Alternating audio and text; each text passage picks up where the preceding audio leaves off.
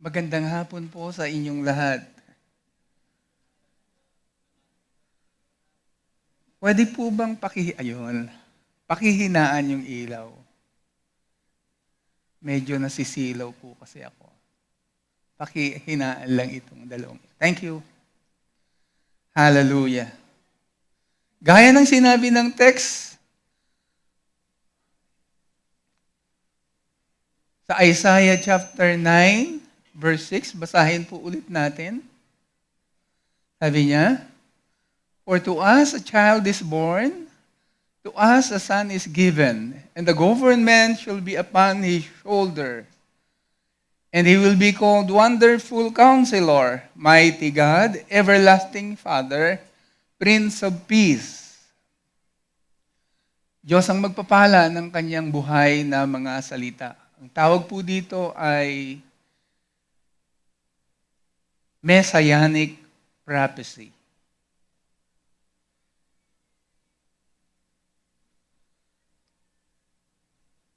Ito po yung sinabi ng Diyos kay Propeta Isaias na mangyayari.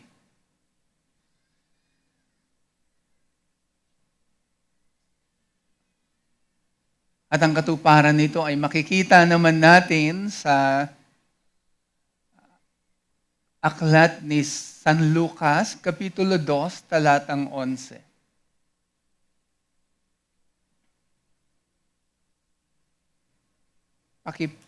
Paki-flash nga. Luke chapter 2, verse 11. Yan, ang sabi po dyan, "Today in the town of David a Savior has been born to you. He is the Messiah, the Lord," according to New International Version.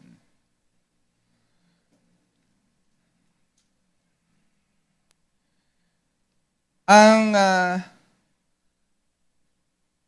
hula pong ito ay binigkas ni Propeta Isaias. Daang taon na po ang nakalilipas, mga 700 years mahigit, bago ito nagkaroon ng katuparan. So in between 5 and 6 or 4 and 5 BC, isinilang ang ating Panginoong Hesus. Yung sinabi po ni Prophet Isaiah ay ang pinagdiriwang ngayon ng maraming mga Kristiyano, yung Pasko. Sabihin mo nga sa katabi mo, Pasko. Christmas. Hallelujah. Mapalad tayong mga Pilipino sapagkat sa katotohanan, maraming mga dayuhan ang bumibisita sa ating bansa, lalo na kapag nagsimula na yung tinatawag na holiday season, yung Christmas season. Kailan yun nagsisimula?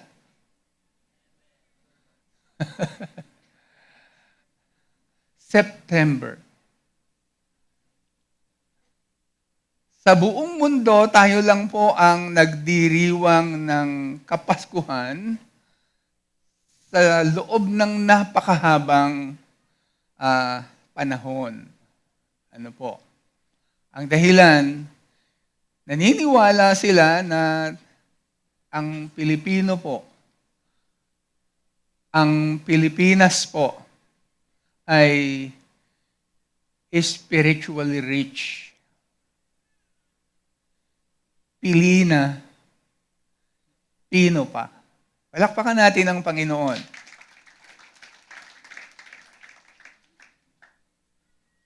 Si Propeta Isaias ang sumulat nito.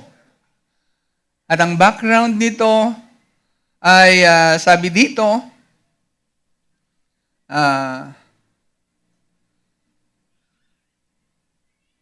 nanganganib ang Juda na makubkob ng Syrian Empire. Pero salamat sa Diyos, nangusap ang Panginoon through Prophet Isaiah. There is hope.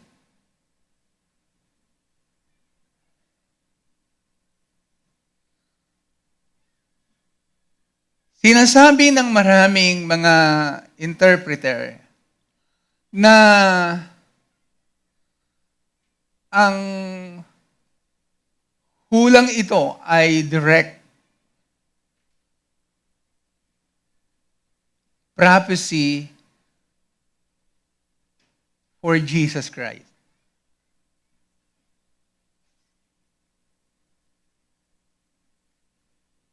At ito ay naganap sa panahon ng bagong tipan. Una, galing sa lumang tipan. At ang ikalawa, yung katuparan, naganap sa tinatawag na bagong tipan.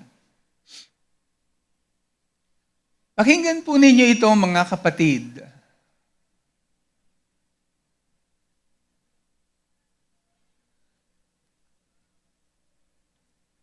Sinasabi rin po ng ilang mga tinatawag na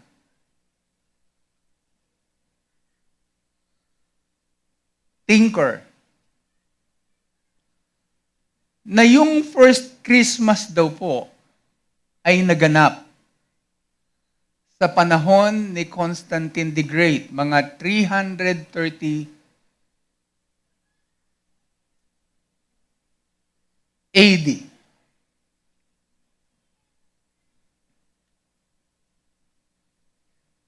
Pero gusto kong sabihin sa inyo, bagamat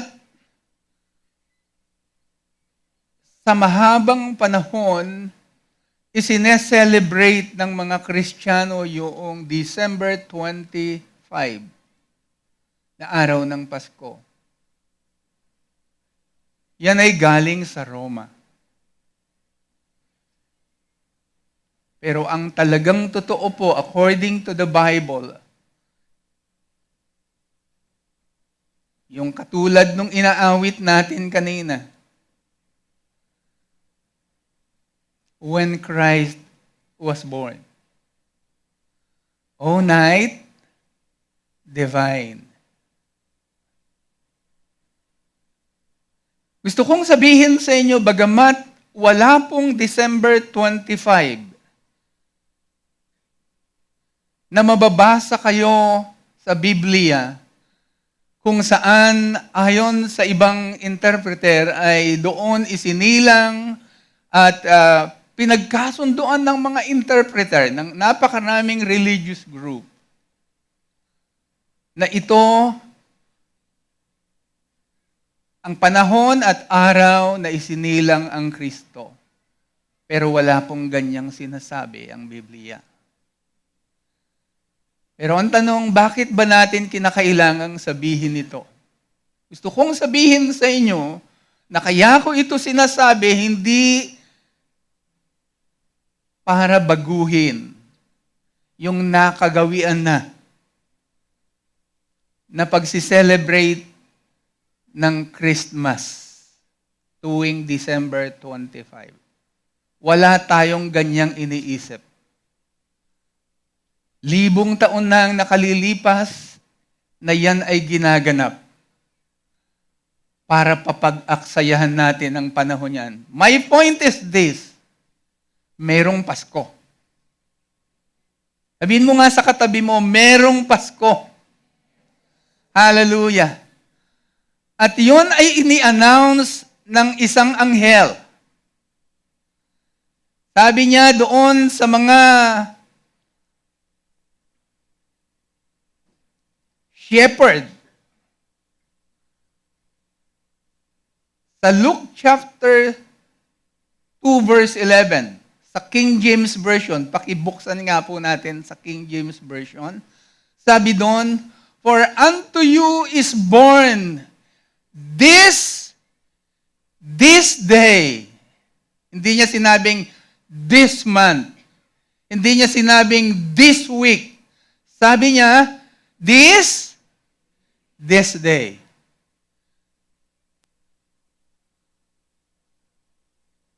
Nakakatuwa na pag-aralan ang salita ng Diyos dahil sa pamamagitan ng biyaya at tulong na rin ng banal na Espiritu, mabubuksan yung ating mga isipan at mababago nito yung ating mga paniniwala. Amen. Ready na ba tayo? Hallelujah. Sabi ng isang grupo, hindi ko nababanggitin yung group, walang isinilang na Kristo.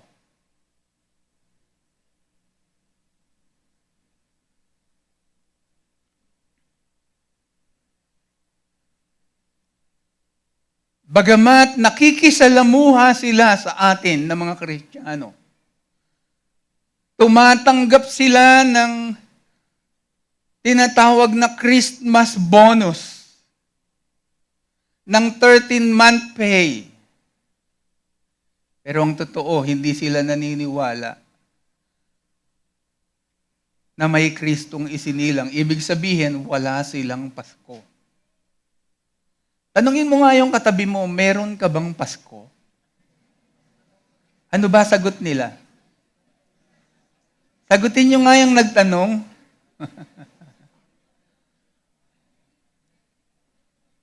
Sino rito yung mga working?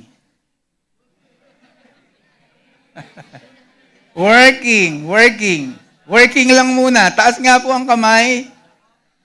Ayan, tumatanggap sila ng bonus, Christmas bonus, 13-month pay.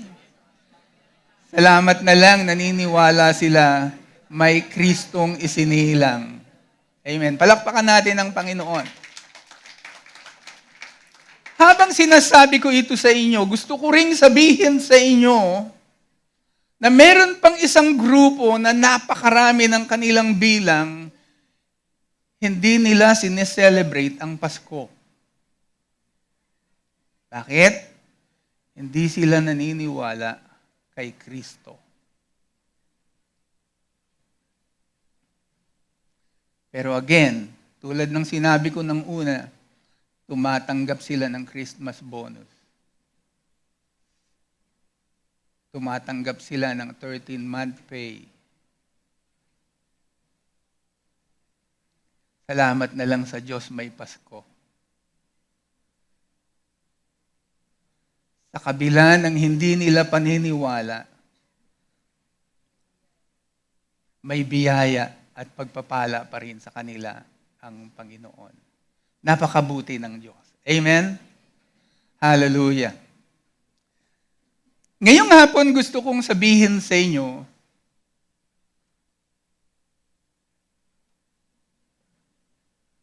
ano ba ang Pasko?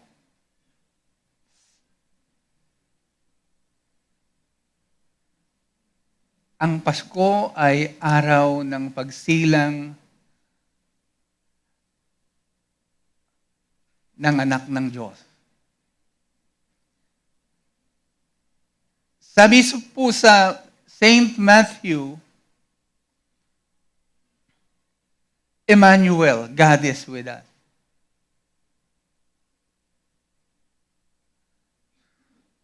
Ang Pasko para sa iba ay holiday season. At sa hapong ito, gusto kong bigyan ng pansin sa inyo ang ilan lang na mga bagay tungkol sa ano ba talaga ang Pasko.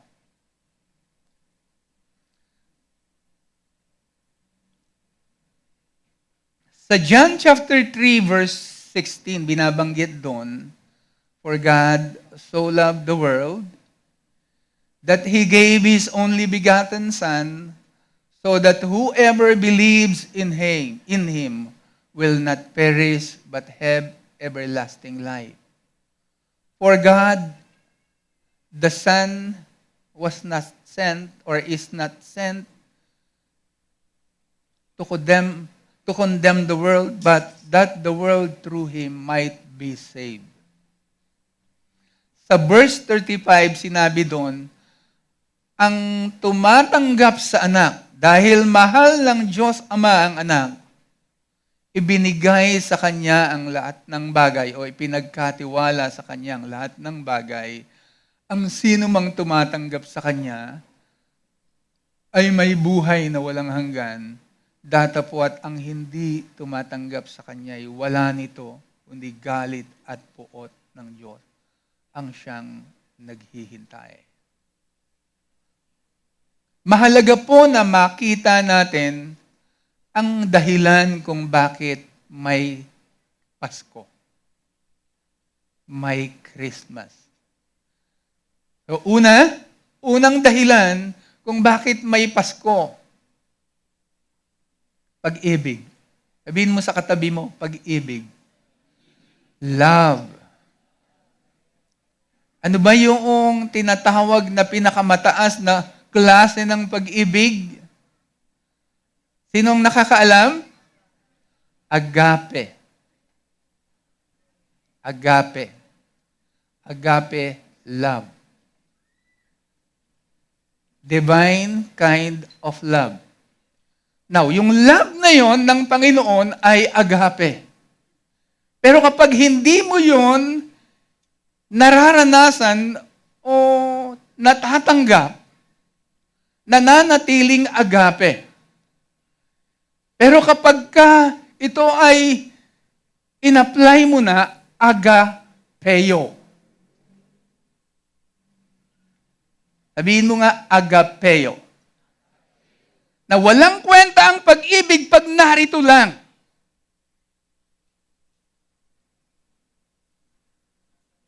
Dapat ang pag-ibig ay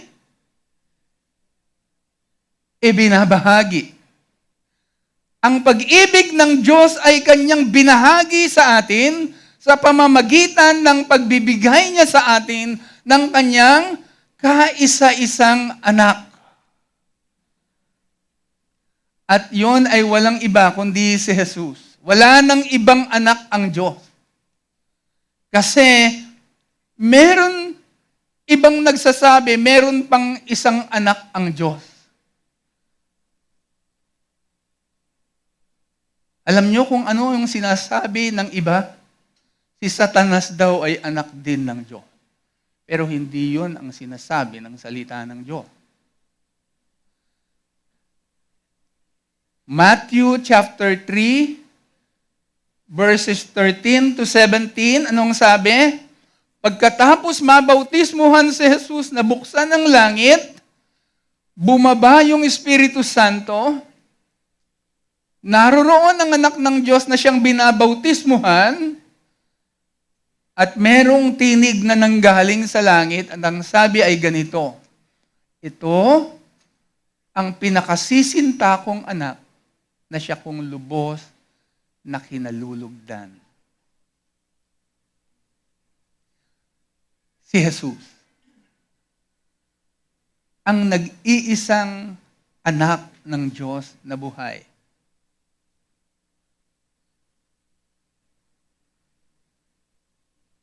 Sapagkat gayon na lamang ang pag-ibig ng Diyos sa ating lahat. Kaya ibinigay niya ang kanyang kaisa-isang anak. At ang maganda naman, ang response ng Panginoong Jesus ay gayon na lamang. Sapagkat mahal din ng anak ng Diyos ang Ama, kaya hanggang sa kamatayan, sinunod niya ito.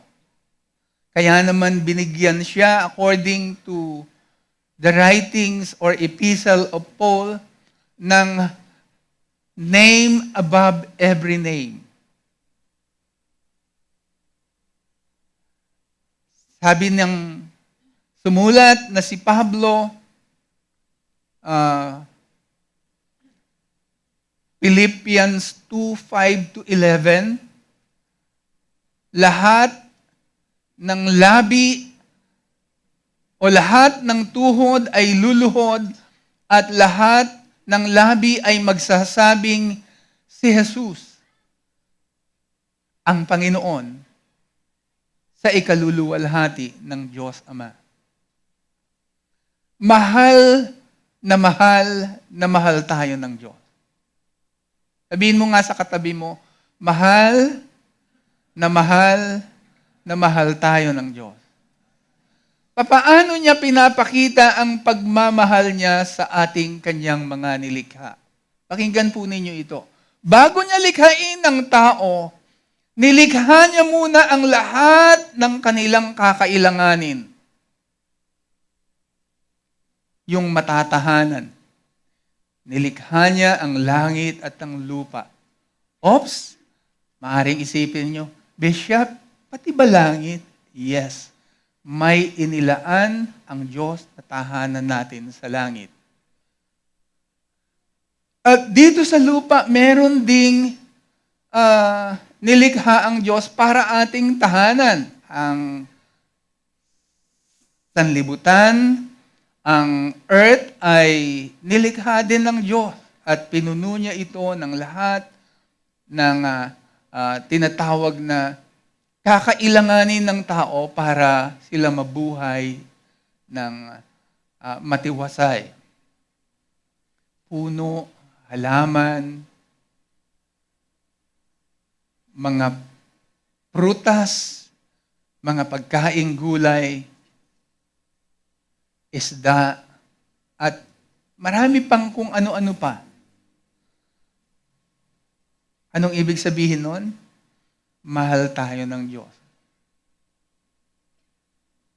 Kaya bago niya nilikha ang tao, pinunyo niya muna ito ng mga bagay na magagamit po nila para mabuhay ng mahaba, mapayapa, at masaya. Di po ba pagka kayo ay nagmamahal, gusto nyo ibigay halos lahat? Di po ba? Tama ba o hindi? Yung mga magulang dyan na meron talaga, kung kakayanin dan lang nila, ibibigay nila lahat ng kailangan ng kanilang mga anak. Bakit? Pagmamahal. Hindi ipinagkakait ng Diyos ang anumang kakailanganin natin. Ang totoo, kahit na yung buhay nung kanyang bugtong na anak ay sinasabi ng salita ng Diyos, kung hindi ipinagkait ng Diyos ang buhay ng kanyang kaisa-isang anak, gaano pa kaya ang mga bagay na kailangan natin sa mundo? Naniniwala po ba tayo na mahal tayo ng Diyos? Palakpakan natin ang Panginoon. Yung palakpak po sa Diyos. Hallelujah. Kung naniniwala kayo na mahal kayo ng Diyos, dapat nilalakasan nyo yung palakpak sa Kanya. Amen? Isa pang malakas na palakpak sa Diyos. Hallelujah! We believe, yes, we believe. God so loved us. Hallelujah! Hallelujah!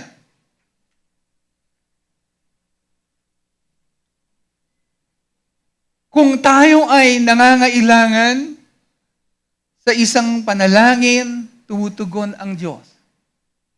Sabi niya, call to me and I will answer thee and show thee great and mighty things. Bakit niya tayo sinasagot? Mahal niya tayo. Sabi niya, ask and it shall be given to you. Seek and you shall find. Knock and the door shall be opened. Bakit? Mahal niya tayo. Bakit niya tayo mahal? Nilikha niya tayo ayon sa kanyang wangis at larawan. May dahilan siya. Tayo lang ang nilikha ng Diyos na ayon sa kanyang wangis at larawan. Hindi niya tayo nilikhang kamukha ng aso. Hindi niya tayo nilikhang kamukha ng kabayo.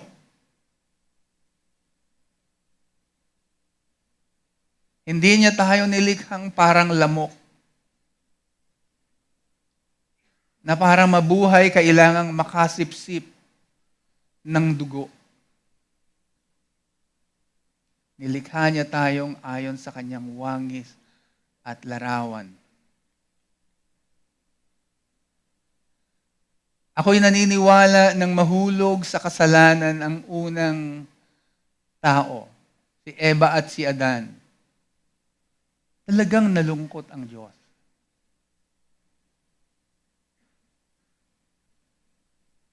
Siyempre, mahal niya ang tao. Pero hindi doon nagtapos. Gumawa din po siya ng paraan para ang tao ay makapanumbalik sa Kanya. So, mahal tayo ng Diyos. Dahil sa Kanyang pag-ibig hanggang ngayon, tayo ay nabubuhay. Walang ibang lumikha sa atin kundi ang Diyos. Bagamat tinatawag tayo na product of the original creation, ang totoong creation ng Diyos ay si Eva at si Adan. At tayo ay product na lang ng original creation.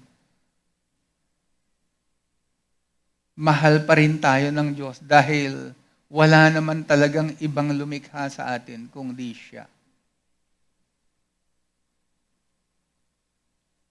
Hindi ang ating mga magulang. Ginamit lang sila, meron silang reproductive organs. Pwede silang mag-reproduce, pero not necessarily creation.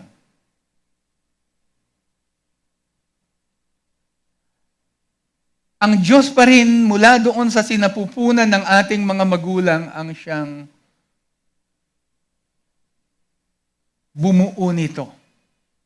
Kaya meron kang kumpletong mata, kumpletong tainga, meron kang 2 kilay, 1 bibig, 2 braso, 10 daliri sa kamay, 10 daliri sa paa.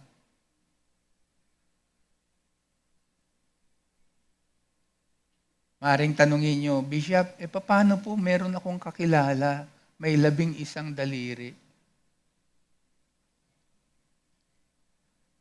Hindi po ang Diyos ang lumikha nun.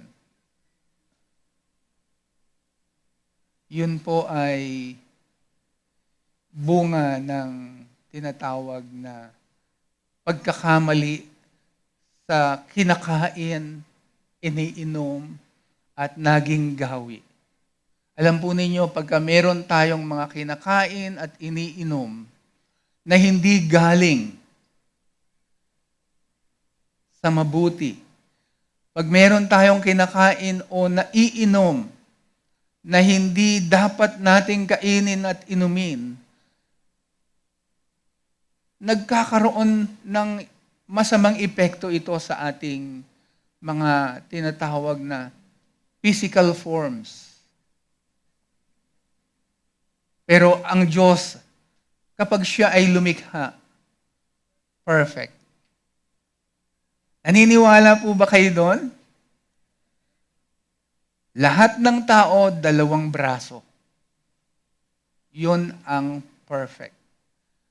Lahat ng tao, may 10 daliri.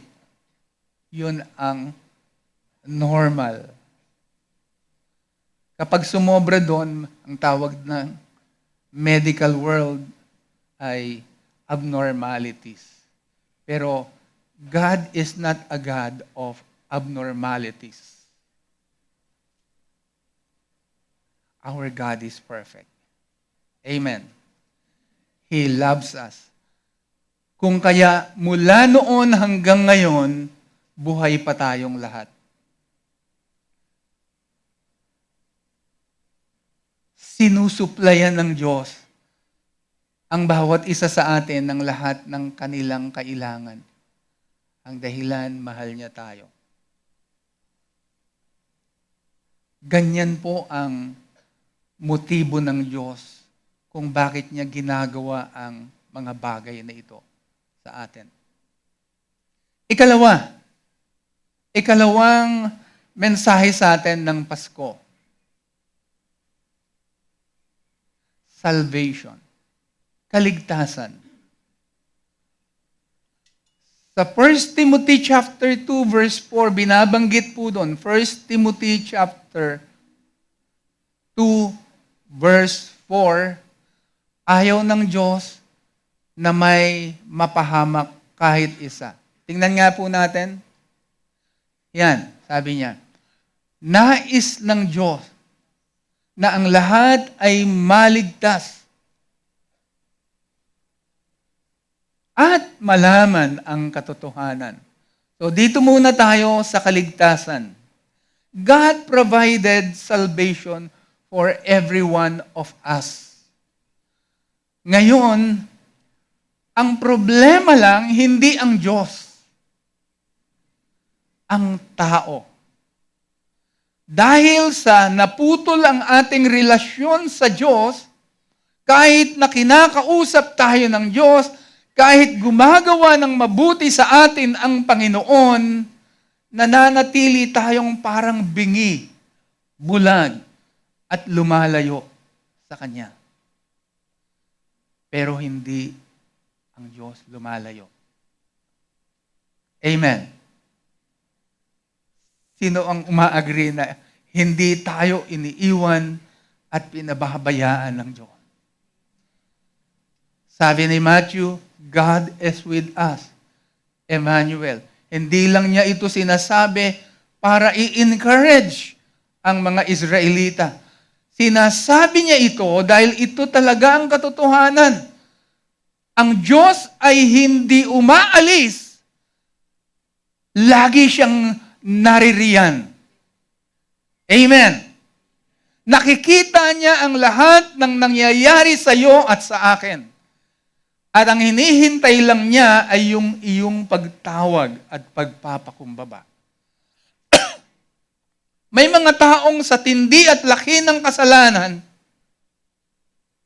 imbes na magpakumbaba, lumalayo. Imbes na magpakumbaba, nahihiya.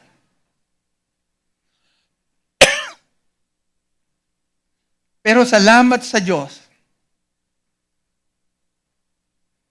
hindi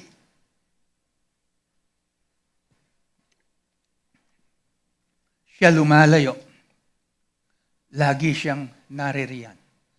Sabi niya, mapalad ang sino mang tumatawag kay Yahweh. Hindi sila mabibigo. Mapalad ang sino mang tumatawag kay Yahweh. Hindi sila mabibigo. Yun ay kung ikaw ay nananampalataya sa Kanya. Amen. Taas nga ang kamay ng naniniwala sa ating Panginoon. Hallelujah. Palakpakan natin ang Panginoon. Bakit ba bilog ang araw? Sino ang nagpasya na ito'y maging bilog? Bakit ba bilog ang mundo? Sino ang nagpasya na maging bilog ito? Bakit ba maraming kulay? Ang mga isda, sino ang nagpasya ng mga kulay nito? Ng mga klase-klase nito? Bakit dalawang kamay meron tayo at dalawang paa? Bakit meron tayong 10 mga daliri sa kamay at sa paa? Sino ang nag-design nito? Tanungin niyo yung bata at sasabihin nila, si Jesus lamang. Sino ang gumawa ng isda? Sasabihin ng bata, si Jesus lamang. Kayo ba, pag tinanong, sino ang gumawa ng mga isda? Ano ang sagot nyo? Meron bang mangingisdang gumawa ng isda? Meron bang mangingisdang nagkulay ng shell? Nag-form ng iba't ibang hugis ng tinatawag na mga isda? Nagpasya kung gaano sila lalaki? Ang Diyos lang. Bakit niya ginagawa ito? Para ma-develop yung faith natin at tayo ay maligtas. Amen. Ang Diyos ang nagpo-provide dito.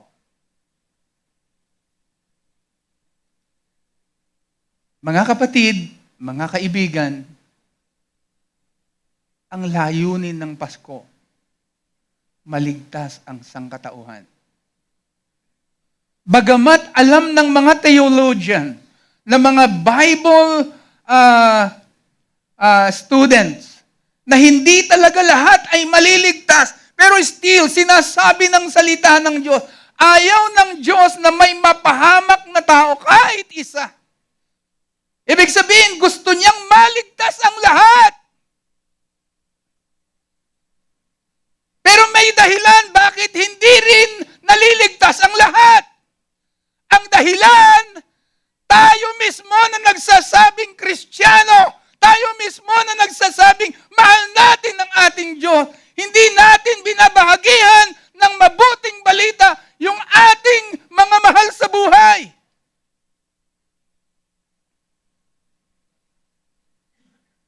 Nananatiling yung pag-ibig sa atin ng Diyos ay inactive, agape, pero hindi agapeo. Agapeo is love put into practice. Dapat umiiral po yan. Dapat ginagamit po natin yan. Alam nyo, yung itak, kahit sobrang talas niyan, pag hindi mo ginagamit, darating yung oras, kakalawangin yan. Magiging ano yan? Mapurol. Binigyan kayo ng boses ng Panginoon para magbahagi, para umawit. Pero saan kayo umaawit? Minsan sa banyo. Gamitin nyo yan sa church. Gamitin nyo yan sa bahay nyo. Umawit kayo ng mga papuri. Iparinig nyo sa kapitbahay nyo kahit 119 yung boses ninyo. Basta marinig nila may Pasko. Palakpakan natin ang Panginoon.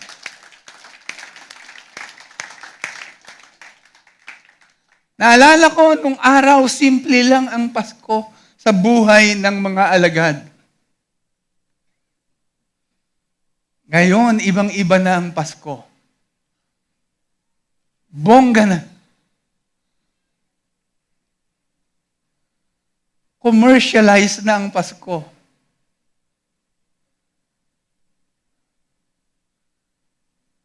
Talagang pinagaganda na ang paligid, pinagaganda na yung damit, pinagaganda na ang mga dekorasyon. Para ano? Sana nga to announce the Savior's birth. Pero hindi. Business. Aktibo ang Pasko sa kanila dahil sa negosyo. Para kumita. Pero ang totoong aktibong pagmamahal ng Diyos na nasa puso natin, hindi pinag-uusapan yung tayo ay kikita. Ang pinag-uusapan dito, gusto mo bang maligtas? Maligtas yung mga kapitbahay mo. Maligtas yung mga kapamilya mo. Sino rito ang gustong maligtas ang kanilang mga magulang? Hallelujah. Nagpapasalamat ako sa Panginoon kasi may Pasko. Pakinggan ninyo, may mga bansang hindi naniniwala sa Pasko. Alam din natin yan. Merong isang templo sa India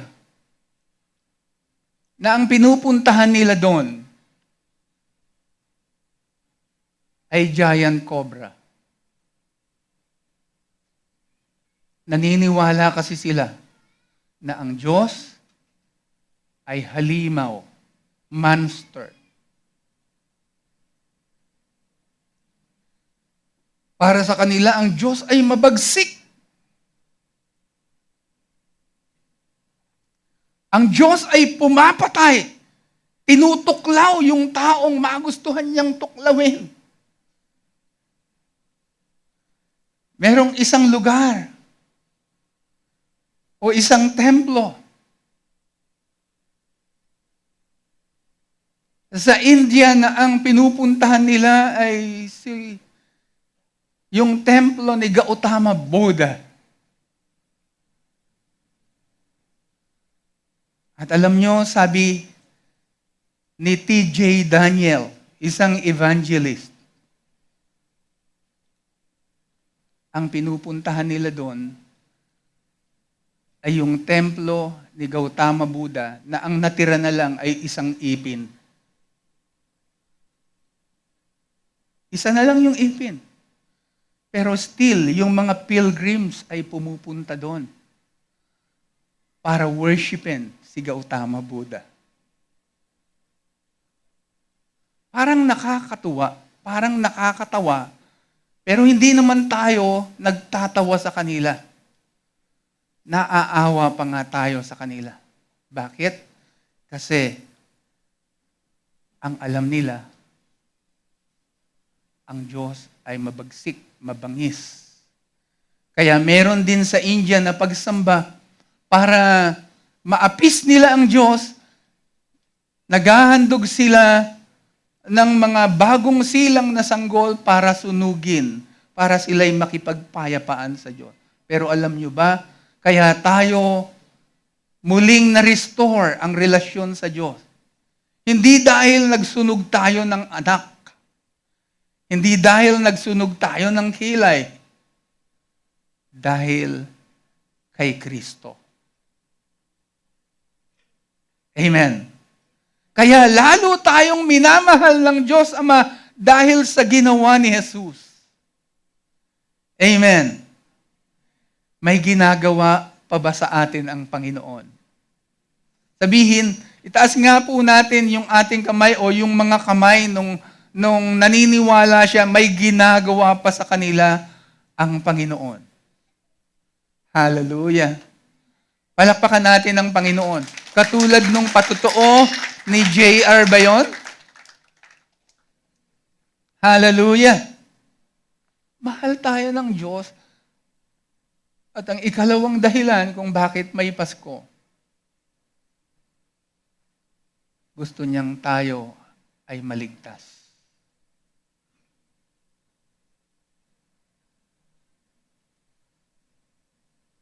Siguro magandang tanungin natin yung sarili natin. Ako ba ay ligtas? Tayo ba ay ligtas? Kung tayo ba ay kukunin ngayon ng Panginoon, masasabi ba natin sa sarili natin, ligtas ako?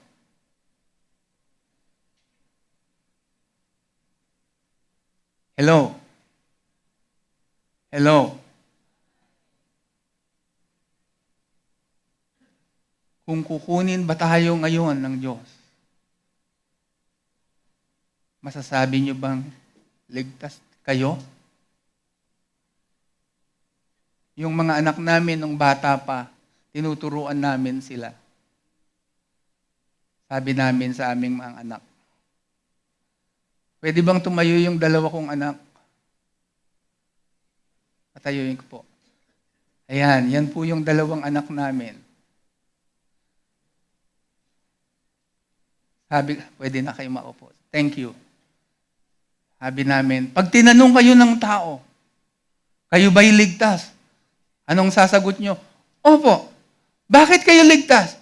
Kasi tinanggap namin si Jesus. Amen. Sabi, ang lahat ng tumanggap at sumampalataya sa Kanya ay may buhay na walang hanggan. Binibilang sila ng mga anak ng Diyos. John chapter 1, verse 12 to 13. Kaya dapat alam din natin yung mga pinanghahawakan natin. Kaligtasan. Muli nating banggitin sa katabi natin, kaligtasan. Kaya may Pasko para sa kaligtasan nating lahat.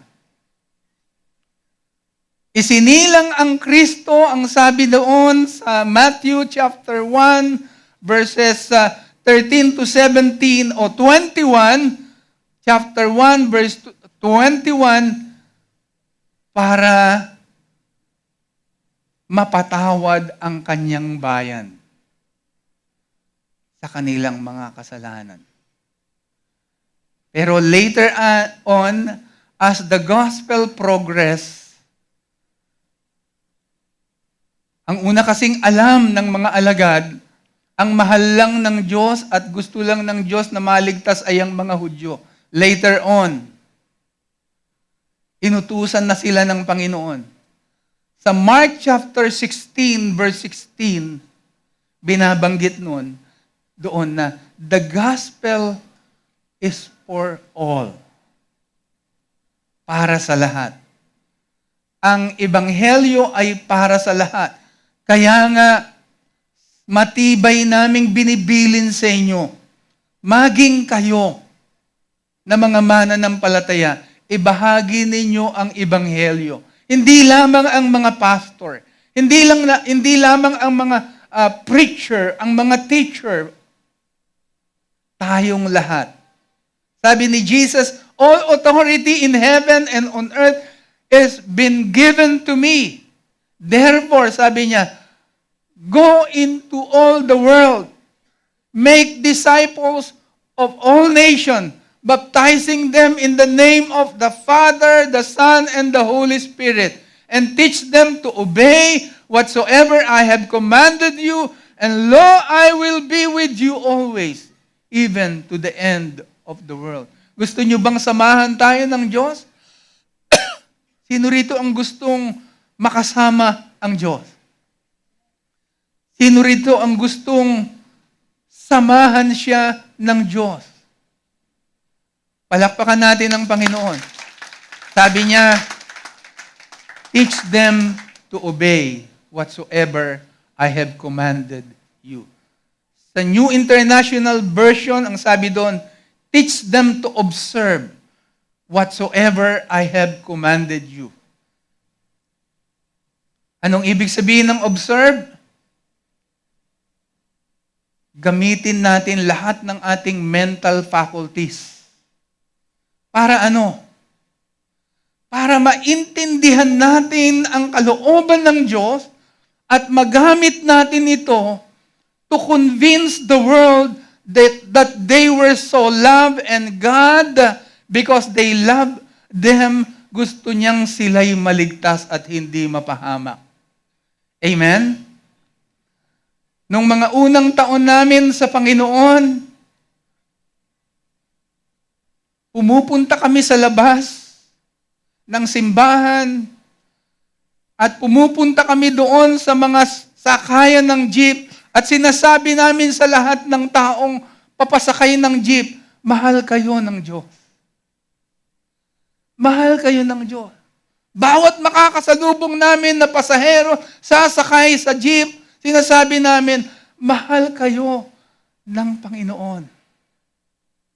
At habang sinasabi namin ito, tumutulo yung luha namin. At meron ding mga taong nagre-respond. At sinasabi nila, talaga ba? Talaga po.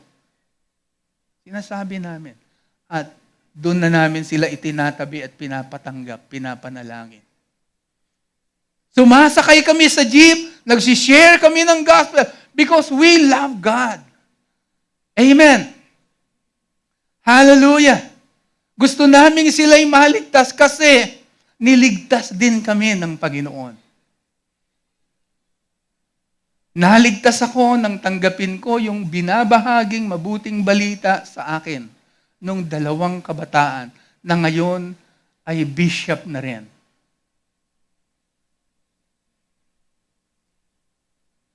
Sana po ganun din tayo.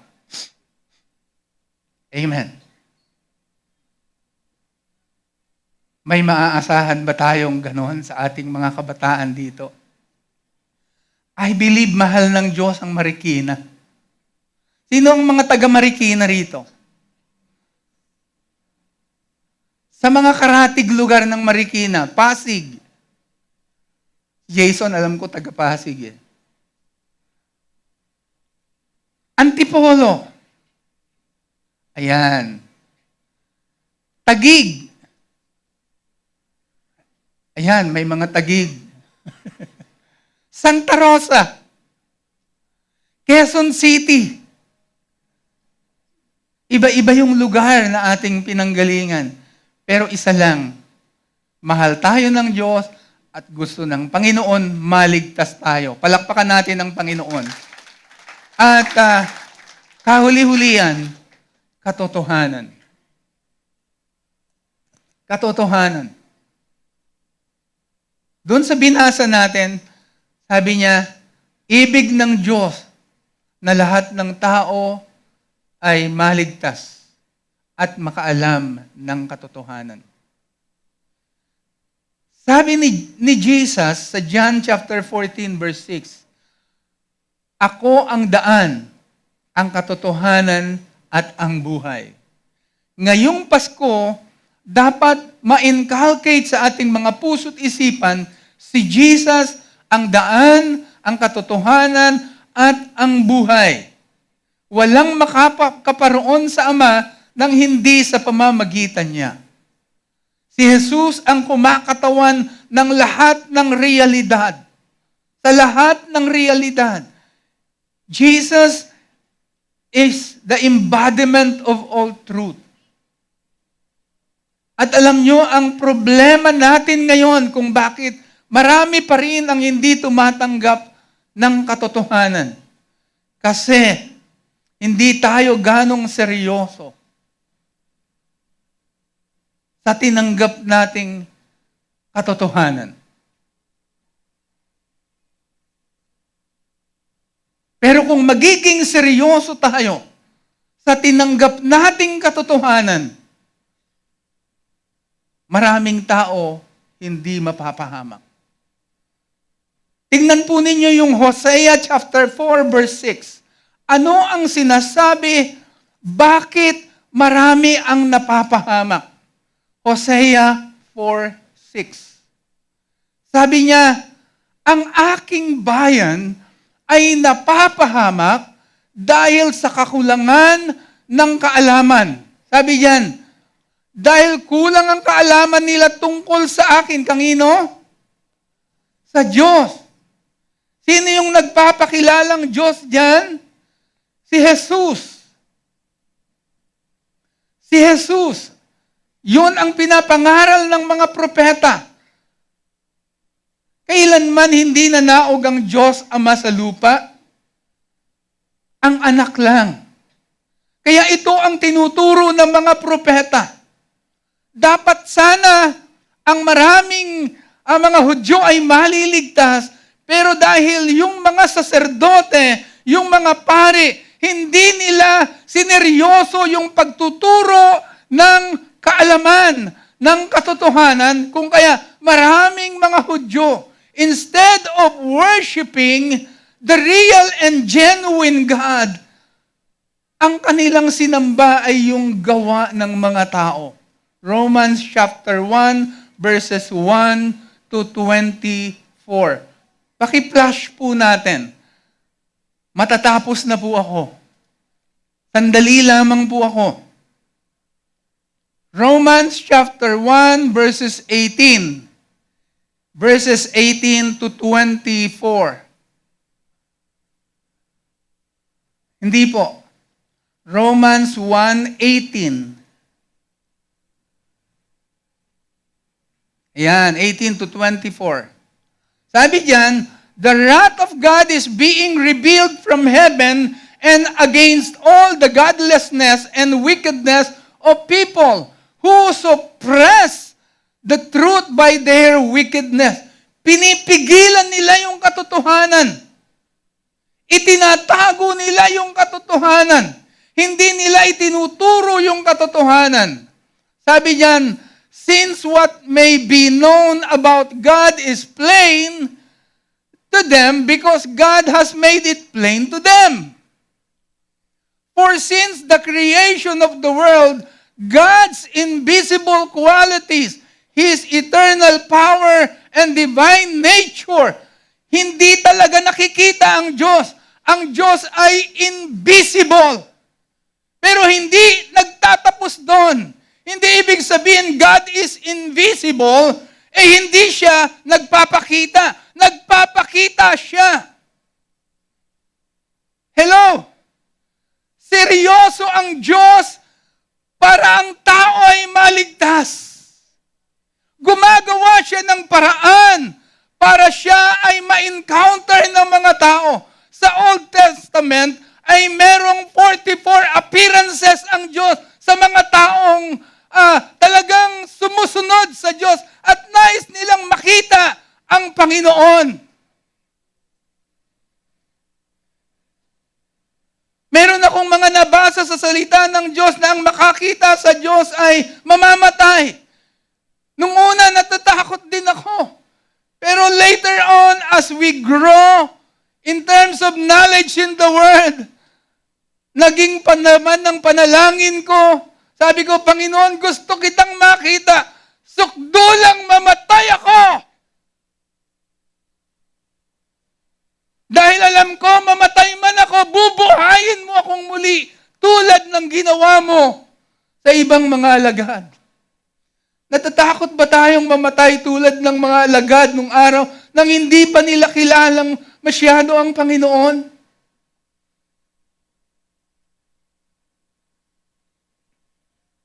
Tulad ko nung araw ay ganun ako. Pero habang nababasa ko at natututuhan ng salita ng Diyos, na-develop yung faith ko sa Kanya.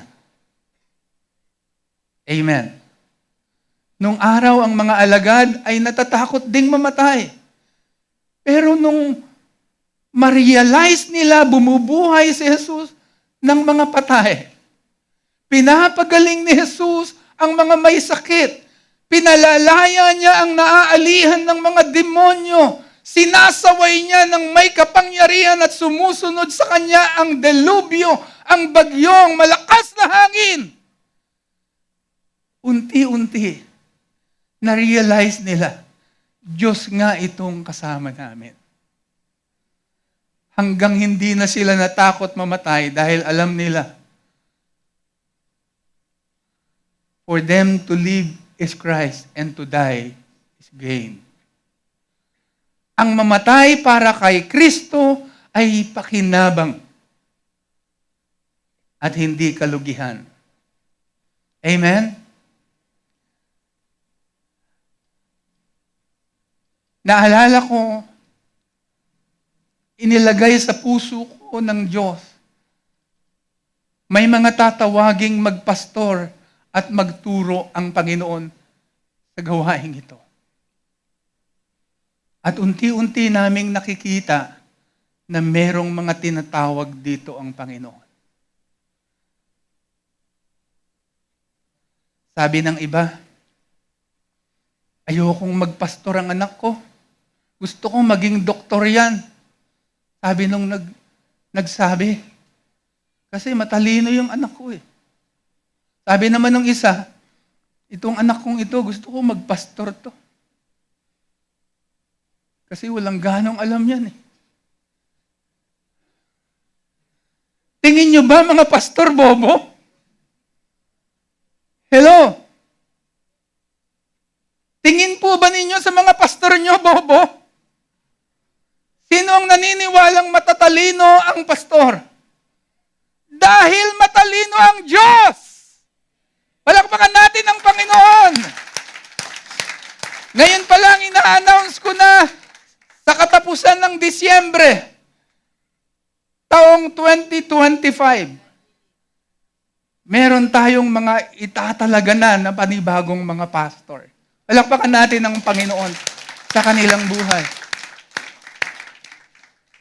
Nakita na namin, na-foresee na namin, may impression na sa amin na may mga tatawagin ng Diyos sa Change Life Christian Church na mga magpapastor at magpapastora. Sino rito ang may desire na magamit ng Diyos? Oh, isa lang? Si Macario lang? Ayun pa, isa pa. Sino pa? Hallelujah! Bababa lang ako para mas makita ako. Sino rito yung nagmamahal sa Diyos? Oh, daming tumaas. Alam nyo ba ang mga pastor nagmamahal yan sa Diyos? They will be given a great reward pagdating ng araw sa kanilang pagsunod. Maniwala kayo. The world now is divided. Pero darating po yung panahon na ang mga sumunod sa Panginoon in advance ay bibigyan ng kani-kanyang gantimpala ng Panginoon. Parang sa politics. Parang sa politics. Gusto niyo po bang makita na merong verse na sinasabi ang Diyos na bibigyan ng kayamanan ng Diyos yung mga sumunod sa Kanya? Matthew 19, 27 to 31. Sige nga po, bilis-bilisan lang. Kasi malapit na yung time ko. Matthew 19:27. Tingnan po ninyo. Sa Tagalog po. Sa Tagalog version. Para mas maintindihan ng lahat. 17 muna. At 22, 19. Yan, 27. Nagsalita si Pedro, paano naman po kami? Iniwan namin ang lahat para sumunod sa inyo. Tingin kayo dito sa board. Iniwan namin ang lahat para sumunod sa inyo. Ano po ang mapapala namin? Yun ang tanong ni Pedro. Pero ang talagang totoo, nagtatanong lang si Pedro, tanong din yon ng 12 alagad. Itinutulak lang nila si Pedro, tanungin mo. Si Macario lang ang nagtaas ng kamay. Sabi niya, verse 28, sumagot si Jesus. Siguro mas maganda tayong lahat ang magbasa. 1, 2, ready, read. Sumagot si Jesus. Sinasabi ko sa inyo ang totoo. Darating ang araw na babaguhin ng Diyos ang mundo. At ako na anak ng tao ay uupo sa aking trono. At kayong mga tagasunod ko ay uupo rin sa 12 trono ng 12 lahi ng Israel upang humusga.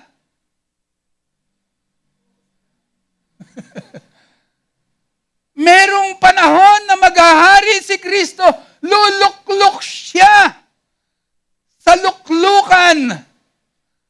Diba, binasa natin, and the government shall be upon his shoulder. Ang magiging gobyerno ngayon ay theocratic. Dadating po yung panahon, ang magiging hari ng mga hari ay si Kristo. Luluklok siya para ipakita ang tamang pamamahala. Hindi para mangurakot. At ipapakita ng Panginoon paano mabuhay ng marangal ang lahat ng tao under the theocratic government. Nakahula na po ito. Wala na tayong magagawa pa. Sinasabi na po ito ng Biblia. Yung ang panganganak ng isang birheng babae, si Maria, ay inihula ng propeta. Sinabi ng propeta. At yun ay eksaktong naganap. At lahat ng sinasabi ng mga propeta ay pawang totoo at magaganap. Hallelujah! Anong sabi? At kayong mga tagasunod ko ay uupo rin sa 12 trono upang husgahan ang 12 lahi ng Israel. Tuloy pa tayo. At ang sino mang nag-iwan ng kanyang bahay, hindi po pinabayaan yung bahay, Hindi po yun yung nangabiyal ng, ano bang tawag doon? Ng ibang bahay. Hindi po yun ang ibig sabihin dito. At ang sino mang mag-iwan ng kanyang bahay, mga kapatid, mga magulang, mga anak, o mga lupa dahil sa akin ay tatanggap ng mas marami pa kaysa sa kanyang iniwan. Anong tawag doon? Gantimpala. At tatanggap din siya ng buhay na walang hanggan. Pakinggan ninyo sa English. Sa English version, mas maganda. Tingnan nyo, sabi dyan, and everyone who has left houses or brothers or sister or father or mother or wife or children or fields for my sake will receive 100 times as much as and will inherit eternal life. Now, this is spiritual. Pero pakinggan ninyo yung literal na nangyayari sa politics ngayon. Hindi ba pag kinandidato mo yung isang kandidato, yung isang politiko, at siya ay nanalo, anong gagawin ng politiko sa'yo? Tatanaw siya ng utang na loob. Ano pa? Bibigyan niya kayo ng pwesto. Para ano? Para lumaki yung sweldo nyo. Nagagawin niya yon bilang gantimpala niya sa'yo. Yan yun sa earthly level. Pero merong mas mataas doon. Yung spiritual level. Totoong gagantimpalaan ka ng Diyos. Kaya sabi ko kanina, kung ang mundo ngayon ay nadi-divide, merong Antarctica, merong South America, merong South Africa. Ano pa? Merong Asia, merong America. May kanya-kanya ng designasyon. Alam nyo yung mga talagang magagaling na tagasunod ang Panginoon, mas malaki ang reward nila. Hindi nila kailangang mangotong. Hindi nila kailangang pakialaman ng flood control. Bakit? Saan ba nanggagaling ang supply? Sabi ni David, my help comes not from the mountain, nor from the east, or from the west. My help comes from the Lord. Sino ang nagpapakain ng leon, ng usa, ng rabbit, ng langgam, ng daga? Meron bang nag-isip sa atin yan? Si Lord, sinasabi niya, Pag nagugutom siya, wala siyang pagsasabihan. Pero sa pamamagitan niya, ang mga hayop ay kumakain. Binubuhay niya yung mga halaman. Lumalaki yung mga halaman nang hindi natin namamalayan. Tahimik. Pero lumalaki. Kaya bang gawin yun ng Diyos sa inyo? Palakpakan natin ang Panginoon. Bishop, kahit ba mababa lang ang aking sweldo, pwede pa rin akong pagpalain ng Diyos. Yes. Maging tapat ka lang. Magtapat ka lang sa Diyos. Amen. Naalala ko si Pastor Proceso Marcelo. Sabi niya, ang Diyos ay tapat. Magtiwala ka ng tapat. At ang biyaya ng Diyos ay sapat-sapat. Sapat ba ang biyaya ng Diyos sa atin? Yes. Mamaya, maraming ang mabibiyayaan. Palakpakan natin ang Panginoon. Hallelujah. Balita ko, maraming mabibiyayaan. Palakpakan natin ang Panginoon. Bakit? May mga nagmamahal sa Diyos. Alam na natin kung sino yon. Kaya dapat dagdagan natin ang pananalangin para sa kanila. Kaya ngayon, ibahin na natin yung statement. Pag matalino ang anak nyo, pagpasturin nyo.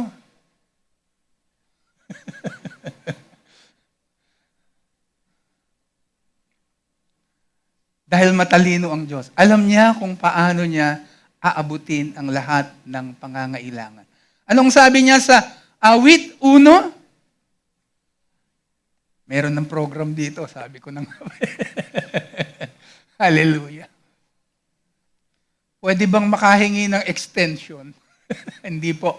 Nagpapatawa lang ako. Gusto kong sabihin sa inyo na gusto ng Diyos malaman natin lahat ang katotohanan. Amen. Na ang mga talagang naglilingkod sa Panginoon ay pagpapalain ng Diyos. Kapag ka ikaw ay tumutulong sa gawain ng Panginoon, nagsasakripisyo ka para sa gawain sa kaharian ng Diyos, hindi ka malulugi. Hindi ito kalugihan. Hindi rin ito kawalan. Maaring subukin ka lang ng Diyos for a short period of time. Pero darating ang oras, pagpapalain kayo ng Diyos. Alam niyo ba, ayon sa aking nabasa, ang may pinakamalaking budget at gastos na organisasyon dito sa balat ng lupa ay mga mission organization. Tanungin natin si Brother Nick. Alam niyo po ba yung may-ari ng Monarch? Yung mga heavy equipment, yung kumpanya po niyan, yung may-ari po niyan, ano po, yung kita po niyan, binibigay din po yung malaking bahagi sa misyon. Hallelujah. Kaya kahit saan kayo magpunta, merong mga tinatawag na Monarch heavy equipment. Heavy rin ang ating Diyos. Amen? Kaya niya tayong pagpalain. Tayong lahat ay tumayo. Hallelujah. Ngayon naman, ipapanalangin natin na sana ang Pasko natin ay hindi maging Pasko lang na gaya nung dati. Narinig ko, tinanong kanina nung ating MC, kumusta po kayo? Walang sumasagot. Ang gusto ko sanang marinig na sagot, mas mabuti pa kesa dati. Pero siya na rin ang sumagot doon sa kanyang tanong, kumusta po kayo? sana nasa mabuti kayong kalagayan. May sana pa.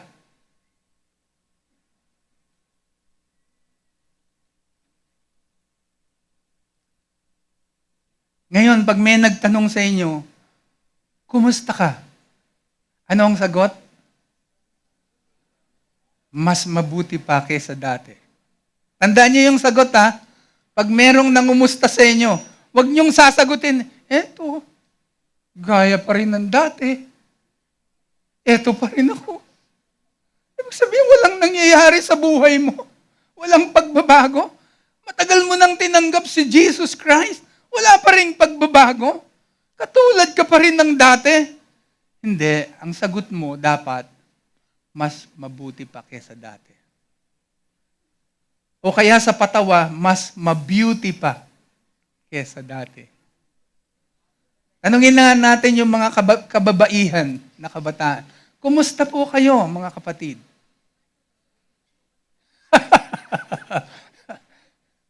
Sana mas mabeauty pa kaysa dati. Hallelujah. Lalong gumaganda sa Panginoon. Yung mga kapatiran na lalaki, kumusta po kayo? Mas mabuti pa kaysa dati. Pumupoging lalo. Anong ibig sabihin ng pogi? Persons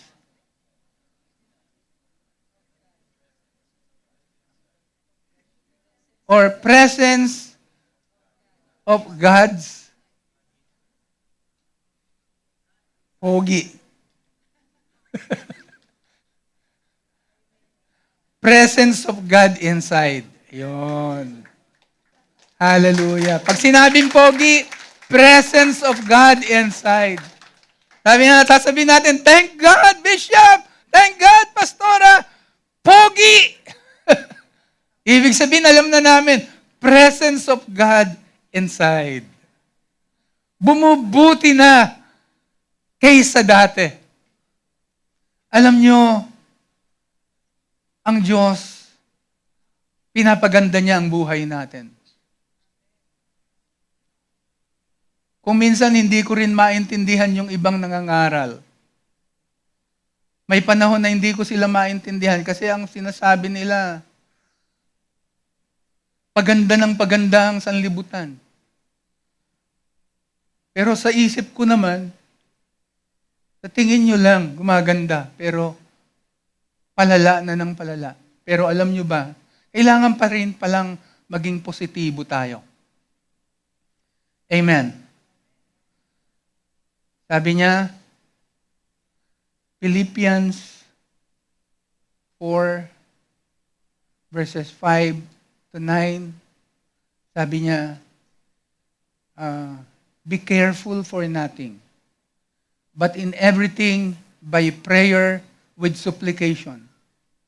Let your request be made known to God, and the peace of God that passeth all understanding will guard our heart and mind through Jesus Christ.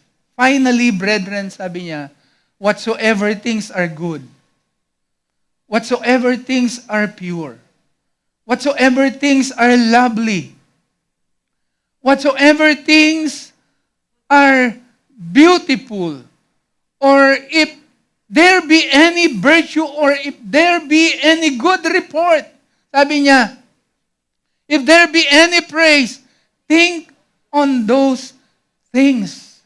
Anong ibig sabihin nun? Sa ibang salita, maging positibo tayo. Isipin natin, laging mabuti. Laging maganda. Amen. Huwag tayong mag-iisip ng pangit. Huwag niyong sasabihin doon sa isang tao, pangit-pangit mo. Huwag mong sasabihin yon. Pag sinabi mo raw yon, parang sinabi mo, ang pangit ng ginawa ng Diyos. Pag nakakakita ka ng bulaklak, huwag mo na sasabihin, ang baho-baho naman itong bulaklak na to. Sino ba gumawa ng bulaklak? Ibig sabihin, hindi mo nakikita ang highest purpose ng Diyos. Kung bakit niya nilikha yun, merong purpose ang Diyos. Laging mabuti. Tayong lahat ay yumuko. Hallelujah. Hallelujah. Sabihin natin, sumunod kayo sa isang panalangin ito. Panginoon, ikaw po ang aming Pasko. Dahil sa iyo, kami po ay iniibig ng Diyos. At dahil sa pag-ibig na ito ng Diyos, kami rin, in response, ay umiibig sa aming kapwa. Maraming salamat po, Panginoon. Dahil sa Pasko, kami ay ligtas. Maraming salamat sa kaligtasang ipinagkaloob nyo nang kayo ay magkatawang tao. Nang kayo ay isilang. Nang kayo ay mabayubay doon sa krus. Hallelujah! Panginoon, maraming salamat sa katotohanan na ngayon ay ipinapaalam niyo po sa amin. Unti-unti, dahil dito, kami po ay nababago. Panginoon, ang dalangin po namin, isama niyo po kami sa libo-libong tao na binago niyo ang buhay. Dahil sa Pasko, natutong magmahal, natutong maging mapagbigay, natutong maging mapagpatawad, natuto, Panginoon, na mamuhay ng mayroong kabanalan. Panginoon, isulat mo rin po ang aming mga pangalan sa aklat ng buhay. At mula ngayon, kami po ay patnubayan nawa ng Diyos Espiritu Santo ngayon at magpakailan-kailan paman upang ang aming Pasko ay maging naaayon sa iyong mga banal na salita. Sabi niyo, Panginoon, ang anak ng Diyos ay naparito upang kami bigyan ng buhay at kasaganahan. Salamat po, Panginoon. Ito po ang aming panalangin sa iyong makapangyarihang pangalan. Ang lahat ay magsabi ng malakas na amen. Amen. Palakpakan natin.